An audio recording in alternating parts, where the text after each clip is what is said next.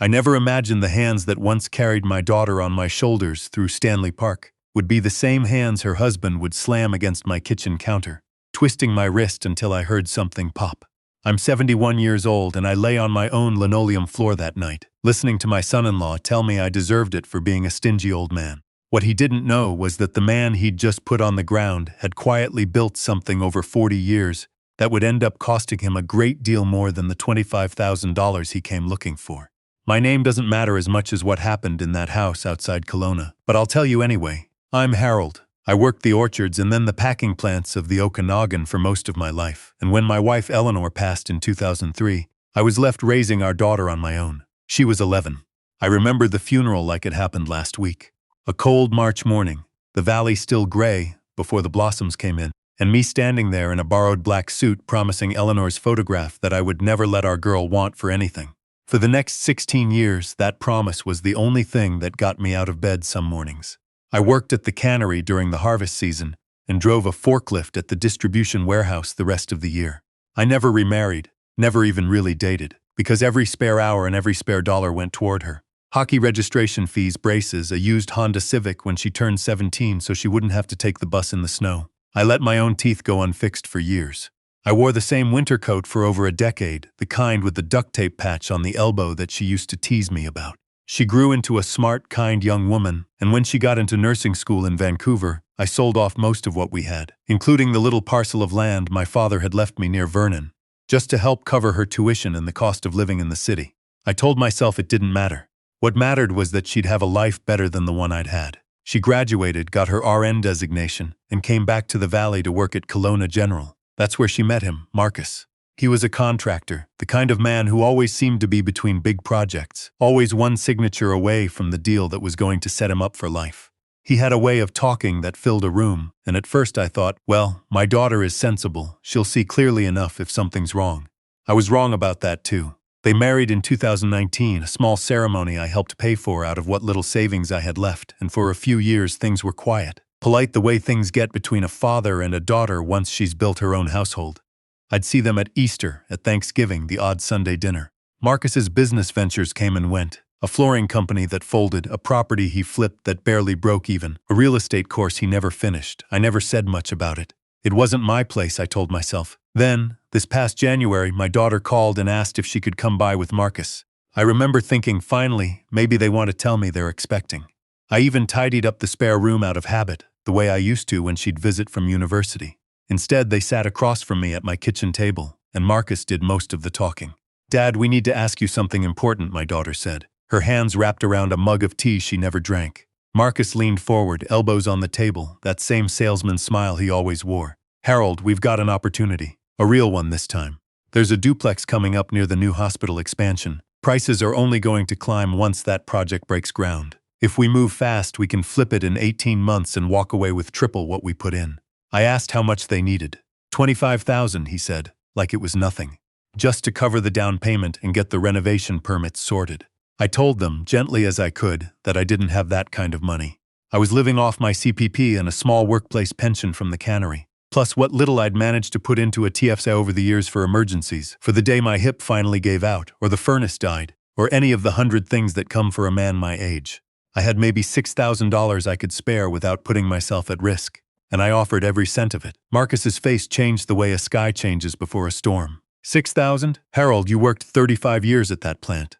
You're telling me you don't have 25 grand sitting somewhere?" "I gave most of what I had to help her through school," I said, nodding toward my daughter, who wouldn't meet my eyes. "I don't have hidden money, Marcus. What you see is what there is." "That's convenient," he said, his voice rising. "Real convenient that the old miser suddenly goes broke the one time we actually need something from him." I asked him not to speak to me that way in my own home.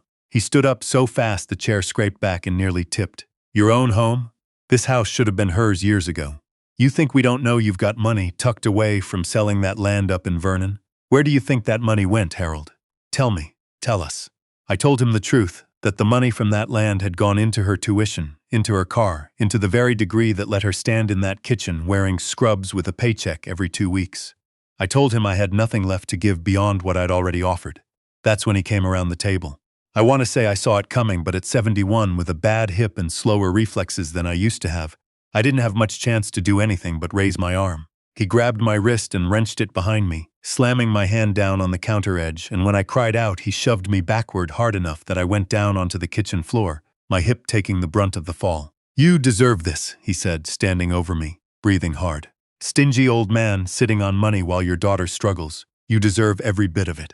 I lay there on the cold linoleum, the same floor Eleanor and I had picked out together 30 years before, and I looked up at my daughter. She was standing by the table with her hand over her mouth, but she didn't move toward me. She didn't move toward him either. She just stood there, frozen, while her husband told her father he deserved to be hurt. "Marcus, stop," she finally said. But it came out so quiet I almost didn't hear it over the ringing in my ears. "I'm done asking," he said, grabbing his jacket off the chair. "We'll figure it out ourselves. Don't expect us back here for Easter." They left and I lay on that floor for almost 10 minutes before I could get myself up onto my knees and then onto a chair. My wrist had already started to swell. I drove myself to the urgent care clinic on Harvey Avenue because I didn't want to call an ambulance and make a fuss, and I sat in that waiting room with my arm cradled against my chest, telling the intake nurse I'd slipped on the ice, because some old habits about keeping family troubles private die very hard. The doctor who saw me, a younger fellow named Dr. Okafor, wasn't fooled for more than a minute. He asked me directly, while wrapping my wrist, whether someone had done this to me. I didn't answer right away. He didn't push, just told me quietly that if I ever wanted to talk to someone, there were people who could help, and that bruising in the pattern he was looking at didn't usually come from ice. I went home that night to an empty house and sat in Eleanor's old reading chair by the window, the one I never could bring myself to get rid of, and I thought about everything I'd given up for that girl. The teeth I never fixed. The land my father left me gone. The vacations I never took, the woman I never let myself fall for again because I was too tired and too poor and too devoted to raising her right. And here I was, bleeding into a tea towel, because I didn't have $25,000 to hand over to a man who couldn't hold down a business if his life depended on it. What none of them knew, what I'd never told my daughter, because some things felt like they belonged to Eleanor's memory and mine alone, was that 15 years ago, an old friend from the cannery had talked me into putting a small, steady amount into a mining exploration company up near Fort St. James. It was barely anything at first, $200 a month I could spare after the bills were paid. Money I never touched and mostly forgot about. That company got bought out twice over the years, and what started as pocket change had quietly grown, sitting untouched in a brokerage account under my name, into just over $400,000. I hadn't told a soul, not even my daughter, because I never wanted her to see me differently, and because frankly the money was meant for one thing only, to make sure I'd never be a burden on her in my old age, and to leave something behind for grandchildren I hoped one day to have. For 3 weeks after that night, I didn't hear from my daughter at all. Then she showed up alone on a Saturday morning, eyes red, and she told me Marcus had left her, that his opportunity had actually been an attempt to cover gambling debts he'd run up at the casino in Penticton, debts that had finally caught up with him when men he owed money to started showing up at his job sites. She told me she hadn't known about the debts until 2 days after the night in my kitchen, when a collections call came through to their shared phone bill. I want to tell you I felt vindicated. Mostly I just felt tired and sad, the way you feel when something you suspected turns out to be true and there's no comfort in being right. I didn't tell her about the money that day either. I listened. I made her tea in the same mug Marcus had once held. I told her she could stay in the spare room as long as she needed, the way I always would have, money or no money, husband or no husband. It was my doctor, of all people, who finally pushed things into the open. At a follow-up appointment for my wrist, Dr. Okafor asked again, more directly this time, whether I intended to report what had happened. He explained patiently that elder abuse cases in BC don't require a relationship to be perfect for the law to apply, that what had happened to me was assault, plain and simple, regardless of who'd done it or why. He said something I haven't forgotten, that protecting the people who hurt us doesn't make us better fathers, it just makes the next person's bruises easier to ignore. I thought about Eleanor's grave and the promise I'd made there, and I realized somewhere along the way I'd convinced myself that promise meant absorbing whatever came my way for her sake.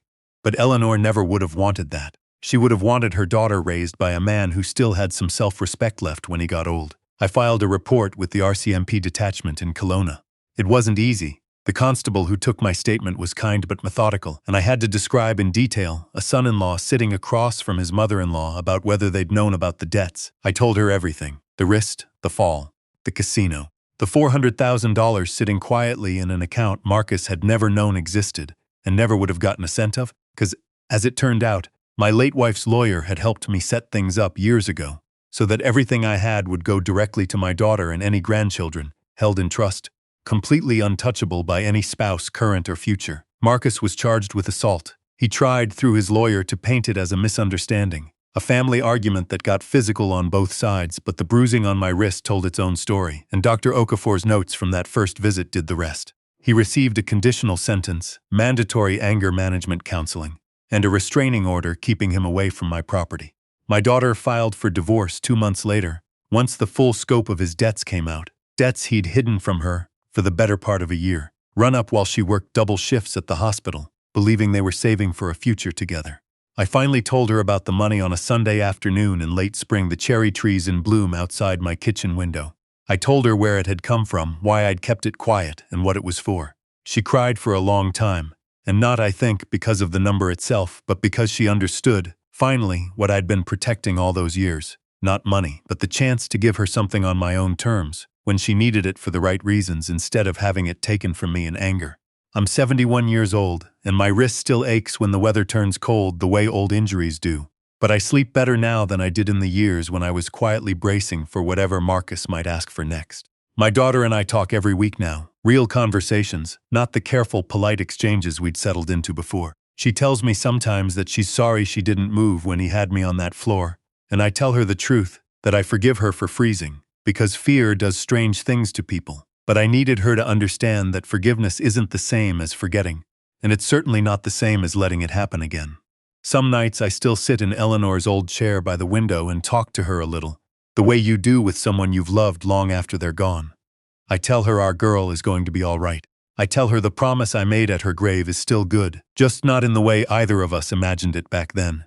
Not as a debt to be paid out on demand, but as a quiet kind of love that doesn't require breaking a man's wrist to prove itself.